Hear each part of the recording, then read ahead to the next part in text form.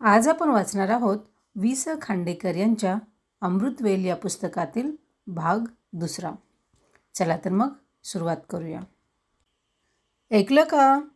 मधल्या दाराचा पडदा बाजूला करीत आत आलेल्या माईंनी प्रश्न केला. दादांनी आपल्या तंद्रीतच त्यांच्याकडे पाहिले.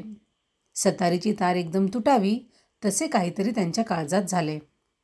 6 वर्षांपूर्वी माईंची मुद्रा कशी टवटवीत गुलाबासारखी दिसायची. तो गुलाब आता पार कोमेजला होता. 6 वर्षांपूर्वी सुमित्रा गेली. आता हे नंदाचे दुःख. अक्षता पडायच्या आधीच ही दुर्घटना झाली हे केवढे सुदैव. नाहीतर. दादांनी माईंकडे टक लावून पाहिले. भरून आलेल्या आभाळासारखे माईंचे डोळे त्यांना भासले. त्यांच्या मनात आले, आपण आपली दुःखे नव्या नव्या पुस्तकांच्या सहवासात, नाहीतर 42च्या चळवळीच्या आठवणींत विसरू शकतो. काळजातल्या जखमेवर काव्याची किंवा तत्त्वज्ञानाची फुंकर घालतो. बिचाऱ्या माईला तो मार्गही मोकळा नाही. किती रात्र झाली पाहिली का? पोरीचा पत्ता नाही अजून. माईंच्या स्वरातल्या सशाच्या काळजाचा कंप दादांना जाणवला. पण उसने अवसान आणून ते म्हणाले, येईल गती घटकाभरात. बसली असेल कुठेतरी मैत्रिणींशी गप्पा छाटेत. या अलीकडच्या कुलूकुलू करणाऱ्या चिमण्यांना वेळेचं भानच राहत नाही कधी. या पोरांची काळजी कसली करायची? ती निघाली आहेत चंद्रावर वनभोजन करायला. आम्ही जे 25शीत वाचत होतो ते पाळण्यात कानी पडतं यांच्या. माईंना बरे वाटावे म्हणून दादा उगीचच बोलत राहिले. पण माईंना राहावेना. त्यामध्येच म्हणाल्या, तुमचं हे असंच सदा न कदा. पोरगी बीएत होती तेव्हा कसं सोन्यासारखं स्थळ आलं होतं सांगून. पण माझं मेलं कोण ऐकतं या घरात. उठल्या सुटल्या पोरींचं वकीलपत्र द्यायचं. बोलता बोलता माई आराम खुर्चीजवळ आल्या आणि उजवा हात खुर्चीवर ठेवून कातर स्वराने म्हणाल्या, या पोरीचं मनच कळेनासं झालंय मला. परवा एक पातळ फार चांगलं असं म्हणाली म्हणून दुसऱ्या दिवशी तिला ते आणून दिलं. 2 दिवस नेसली, हसली, पण तिसऱ्या दिवशी सारं गाडं उलटलं. आज दुपारी जेवलीसुद्धा नाही नीट. हात धुवून जी खोलीत गेली ती कडी लावून बसली. चहा घेताना सुद्धा घुमीच होती. या अलीकडच्या मुली आणि त्यांची ही प्रेमं. अहो वाईट वेळ काय सांगून येते. मोठ्या मोठ्यांच्या मुली संध्याकाळी फिरायला म्हणून जातात काय आणि दुसऱ्या दिवशी त्यांची प्रेतं कुठंतरी सापडतात काय. बोलता बोलता त्यांचा गळा दाटून आला. त्या एकदम थांबल्या. पदराने डोळे पुशीत समोरच्या सुमित्रेच्या फोटोकडे पाहू लागल्या. अमंगल शंकेसारखी झपाट्याने वाढणारी विषवल्ली जगात कुठलीही नाही.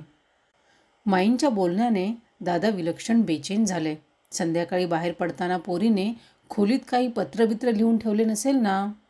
सुन्न मनाने ते उठले. जड पावलांनी ते नंदाच्या खोलीकडे जायला निघाले. जाता जाता त्यांनी खिडकीतून डोकावून बाहेर पाहिले. रस्त्यावर कुठेतरी नंदा दिसेल या अंधुक आशेने. लांब रुंद रस्त्यावरला माणसांचा पूर थोडासा ओसरला होता. मात्र मोटारींचा पाठ शिवणीचा खेळ अजून चालूच होता. समोरच्या इमारतींतल्या मजल्यावर खोलीत दिवे हसत होते, नाचत होते. चमचमणाऱ्या काजव्यांनी फुललेल्या उंच प्रचंड वृक्षासारख्या त्या वास्तू वाटत होत्या. आकाशवाणीच्या मधुर स्वरांचा सुगंध वायुलहरींवर तरंगत होता. महानगरातून वाहणाऱ्या महानदीकडे दादांनी निरखून पाहिले. नंदाच्या आकृतीचा भास त्यांना कुठेही झाला नाही. अर्धांगाने विकल झालेल्या शरीरासारखी त्यांच्या मनाची स्थिती झाली. या जगात माणूस किती आगतिक आहे, किती एकाकी आहे याची जाणीव होऊन ते जागच्या जागी थबकले. त्यांना वाटले, माणसांनी गजबजलेल्या इमारती नाहीत ह्या, ही सारी खुराडी आहेत. या खुराड्यांतली कबुतरे आपापल्या टिचभर जागेत आनंदाने घुमतायत. पण एका खुराड्याचा दुसऱ्या खुराड्यातल्या सुखदुःखांशी काही संबंध नाही. अशाच एका खुराड्यातले एक चिमणे कबूतर आज परत आलेले नाही. त्याच्या जिव्हारी झालेली जखम अचानक उलून वाहू लागली असेल का? का डोळ्यांपुढे अंधारी येऊन ते कुठेतरी मान टाकून पडले असेल? दादांनी नंदाच्या खोलीचे दार उघडले. दिव्याच्या बटणावर बोट ठेवले. क्षणभर त्यांचा हात थरथरला. खोली उजळून निघाली. किती सुरेख दिसत होती ती. सारे कसे नीटनेटके जिथल्या तिथे होते. खाटेवर घातलेल्या सुंदर चौकड्यांच्या हिरव्या पलंगपोसाला कुठेही सुरकुती नव्हती. उशीचा अभ्रा आताच परटाकडून आणल्यासारखा दिसत होता. मेजावरल्या फुलदाणीतील रंगीबिरंगी फुले खेळून परत घरी जाणाऱ्या बालकांप्रमाणे एकमेकांशी गुजगोष्टी करीत होती. खोलीतल्या वस्तूंत नंदाची सौंदर्यदृष्टी प्रतिबिंबित झाली होती. शेखरविषयीच्या तिच्या आकर्षणाच्या मुळाशी सुद्धा हेच सौंदर्यप्रेम असावे. मोठा रुबाबदार दिसत असे तो, वैमानिकाच्या वेशात तर, पण मृत्यू कशाचीही कदर करीत नाही, कशाचीही पर्वा बाळगीत नाही. जीवनात येणारे ते अनादी, अनंत आणि आंधळे असे चक्रीवादळ आहे. दादा कोपऱ्यातल्या पुस्तकांच्या शेल्फकडे वळले. अभिमान आणि समाधान यांची संमिश्र लाट त्यांना क्षणभर सुखावून गेली. नंदाची बुद्धी आपण बाळपणीच ओळखली. तिच्या वाचनाला आपण वळण लावले. नाना विषयांची गोडी तिच्या मनात निर्माण केली. ते कौतुकाने पाहू लागले. सारी पुस्तके कशी व्यवस्थित लावून ठेवली होती शेल्फवर. कवायतीला उभे असलेल्या बालकांसारखी दिसत होती ती. हा शेक्सपियर, हा इब्सेन, हा शॉ, हा चेकॉव्ह, सारे नंदाचे आवडते नाटककार. हे जुन्या बाजारातून तिने कष्टाने पैदा केलेले महाभारताचे मराठी खंड, हे तिचे आवडते भवभूतीचे उत्तर रामचरित, हा अलीकडे तिला आवडू लागलेला हेमिंग्वे. त्यांना त्या पुस्तकांकडे अधिक काळ पाहावेना. नंदा एवढी बुद्धिमान, या साऱ्या ग्रंथांवर प्रेम करणारी, तिने जीवाचे काही बरे वाईट केले असेल? माणसाची बुद्धी आणि त्याच्या भावना यांचा मेळ या जगात कधीच बसत नाही. दादा अतिशय अस्वस्थ झाले. ते लगबगीने नंदाच्या टेबलाकडे वळले. मेजावर डाव्या बाजूला 2 पुस्तके पडली होती. त्यांतले मोठे पुस्तक त्यांनी उचलले. तो होता महाभारताचा खंड. एक खूण दिसली त्यात. मोठ्या उत्सुकतेने दादांनी ते पान उघडले. ती खूण म्हणजे नंदाच्या एका मैत्रिणीची लग्नपत्रिका होती. महाभारताच्या त्या पानावर कथा होती ती सावित्रीची, यमपाशातून पतीचे प्राण मुक्त करणाऱ्या पतिव्रतेची. नंदा हे आख्यान वाचित आहे म्हणजे ती अजून शेखरच्या मृत्यूविषयीच विचार करीत आहे म्हणायची. त्यांनी झटकन दुसरे पुस्तक उचलले. ते होते हॅम्लेट नाटक, आगरकरांनी केलेला मराठी अनुवाद.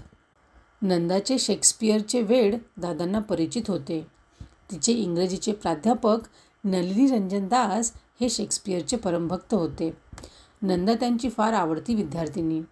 दासबाबूंचे एक आवडते वाक्य अनेकदा दादांना तिने सांगितले होते.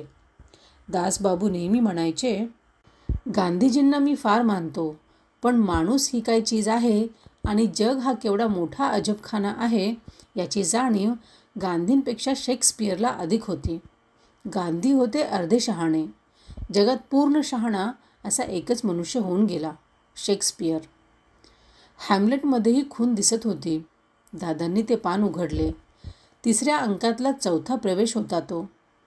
हॅम्लेट आणि त्याची आई यांच्यातल्या समोरासमोरच्या संघर्षाचा. त्या पानावर हॅम्लेटच्या एका भाषणाच्या दोन्ही बाजूंना तांबड्या पेन्सिलीच्या वेड्यावाकड्या रेघा दिसत होत्या. दादा तो भाग वाचू लागले. हॅम्लेट आईला म्हणत होता, तुझ्या विषय वाचण्याचा प्रकार काही अलौकिक आहे. तुझ्या बरोबरीचा मी तुझा मुलगा जिवंत असताना 13 दिवसांच्या आत तू त्या जाराशी पाठ लावलास, तेव्हा तू साक्षात राक्षसिनी नव्हेस काय?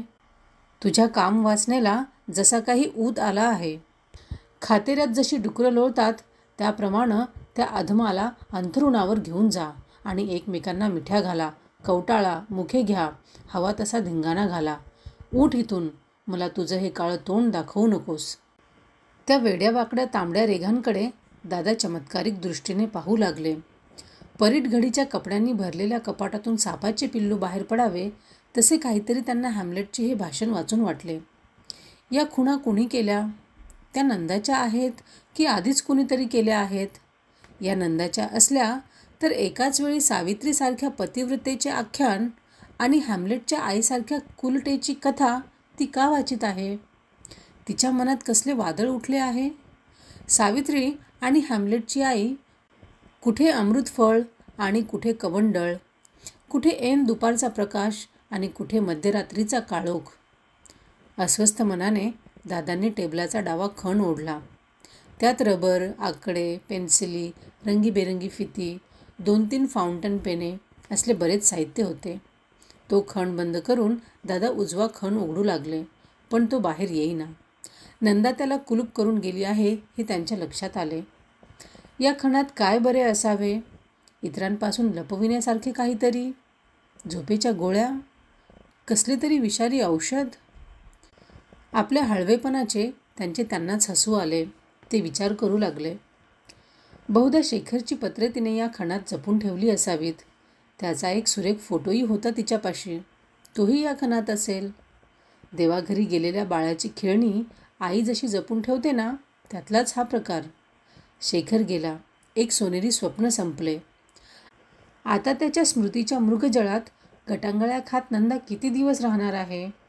आठवणींच्या तंतूंना हृदयाचा झुला बांधून दुःखाखेरीस ती दुसरे काय मिळविणार आहे?